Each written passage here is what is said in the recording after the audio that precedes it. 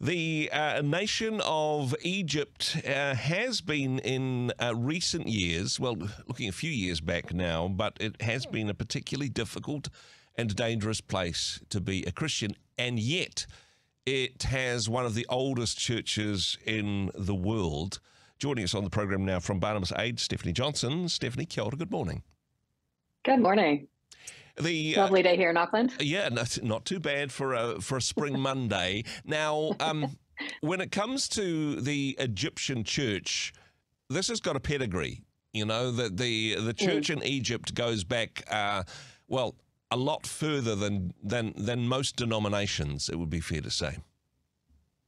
Oh yeah, absolutely. I mean, you're talking like, some serious history, especially with Christians in the realm of Egypt, and some serious persecution like ages ago. You're talking like when Christians were actually like killed by wild animals and for fun, by the Romans and the Ottoman Empire and things like that. So there's a deep, deep history of persecution that happened within Egypt. And thankfully today, they're not as restrictive as a lot of the countries that we work with, such as Saudi Arabia or Afghanistan. So that's a real praise right there that Egypt has come a long way, even having a Christian president at the moment too, which is significant for the Christian community in Egypt. Wow, that is certainly significant. Thinking just a few years back with the Muslim Brotherhood, they didn't like the person who was the leader of the country, so they said, we'll get rid of them and we'll get another one. Things were very volatile there and certainly very tough for the Christian minority. Yeah, during the Muslim Brotherhood reign, that was so difficult, and Christians were persecuted quite a lot.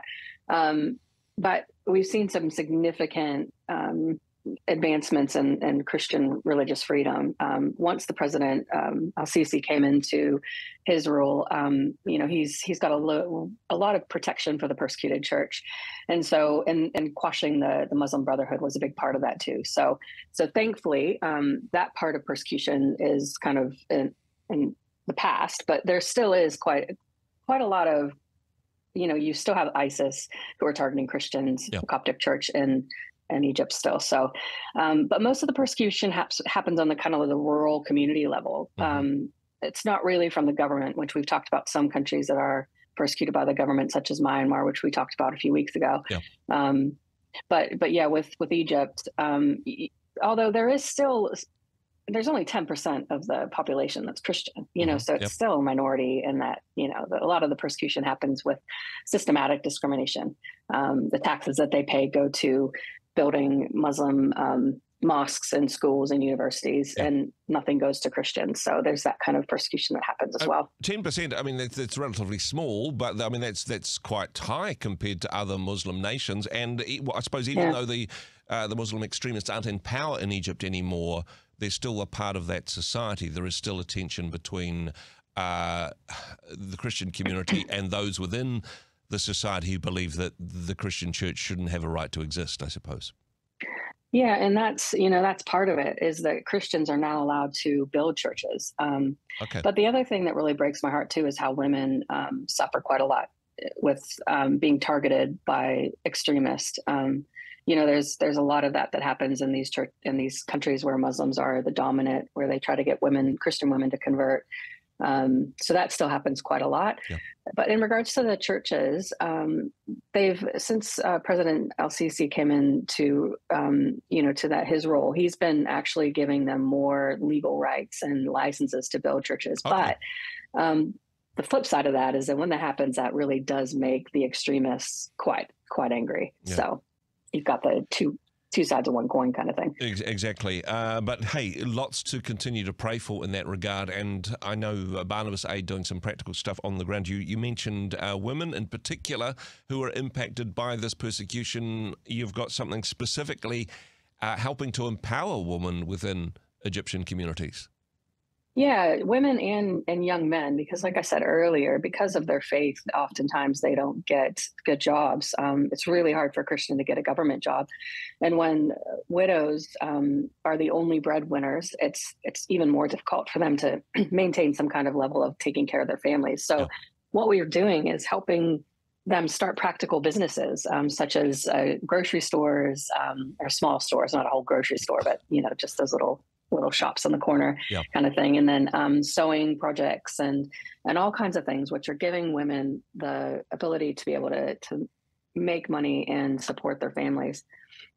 I mean, that is a life changer in that regard, and it's the sort of thing which I mean, if you can give the opportunity for a woman to be able to start a small business, the impact of that isn't just for her and her family. That ripples out throughout the community. Yeah, it does. And as a matter of fact, we have one who has basically, she has a grocery store now, and she says that she felt his presence, God's presence, in every step. And Wow. on top of that, it wasn't just about selling groceries for her. It was about witnessing his grace in action. So with these women who are being able, I think 93 widows is what we're supporting at the moment. Mm-hmm. It's something that's helping them sustain their lives, their livelihood, but also being a witness to their communities around them. So it's really, really cool to see this happening. Super good there. Now, I mentioned prayer beforehand, and some wonderful resources, some prayer resources, the countries that we talk about, to get a full background on the situation being faced by Christians on the ground in these countries. Prayer is one way of getting involved, but can we also connect directly with this microfinance system supporting these women and young men to be able to start businesses, get loans, that sort of thing? Oh, absolutely. We would love that. If you pop onto our website, barnabasaid.org, that's barnabasaid.org, you can find this project. It's on one of the main pages there. So if you just scroll down the page, you'll find it. Yeah. But yeah, just would love to help. I love being able to share when I travel, to be able to share with these Christians that we're helping, that there's churches in New Zealand who still care about them. Yeah. And are praying for them and helping them, to live their lives loud, proud, and with gusto, as I always say. Exactly. And hey, Jesus spent some time in Egypt, so what would Jesus do? Barnabasaid.org, of course, the place to go for more information for prayer, but also to prayerfully consider supporting the work that you're doing. Stephanie, thanks so much for that work. Thanks for joining us. I love it. Thanks, Andrew. Hey, thanks very much for joining us in the Rhema studio. Thanks very much for watching the interview.